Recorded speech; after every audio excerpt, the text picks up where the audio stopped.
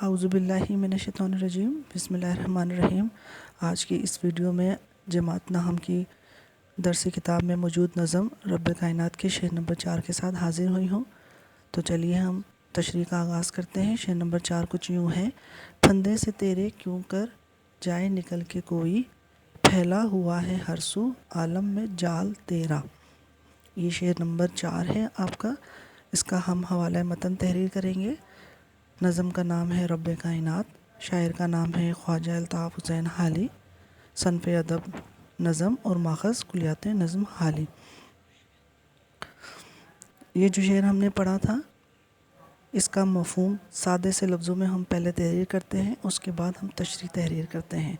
مفہوم ہے: اے اللہ، پوری کائنات پر تیری حکومت ہے اور تیری نظروں سے کوئی بچ نہیں سکتا۔ اس کے بعد ہم خوبصورت سی تشریح کی ہیڈنگ دیں گے اور تشریح کا آغاز کریں گے۔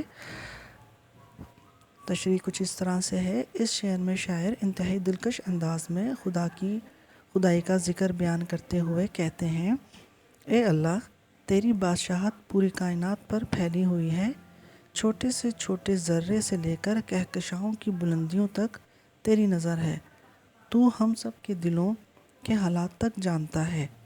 تو یہ کیسے ممکن ہے کہ کوئی برائی کرنے والا تیری پکڑ، تیری گرفت اور تیری نظروں سے بچ سکے؟ تو ہماری شہ رگ سے بھی زیادہ قریب ہے۔ ہر ایک چیز پر اے خدا تیری گرفت مضبوط ہے۔ یہاں تک ہماری شعر کی تشریح ختم ہوتی ہے۔ اس کے بعد ہم آخر میں ایک اور مثل تشریح شعر تحریر کرتے ہیں۔ وہ کچھ یوں ہے: قبضہ ہو دلوں پر کیا اور اس سے سوا تیرا، ایک بندہ نافرماں ہے حمد ذرا تیرا۔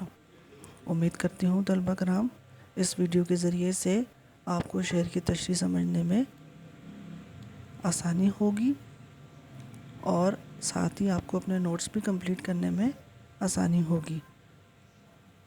اور ساتھ ہی دعا ہے کہ اللہ تعالیٰ ہمارے علم میں اضافہ فرمائے، اللہ تعالیٰ ہم سب کی پریشانیوں کو دور کرے، اور امید کرتی ہوں اپنا بہت خیال رکھیں گے اور اپنے ساتھ رہنے والے افراد کا بھی بہت خیال رکھیں گے۔ یہ آپ کو اسکرین پر ان کے کچھ اسکرین شاٹ نظر آ رہے ہیں، اس کو بھی نوٹ ڈاؤن کیجیے۔ اللہ حافظ۔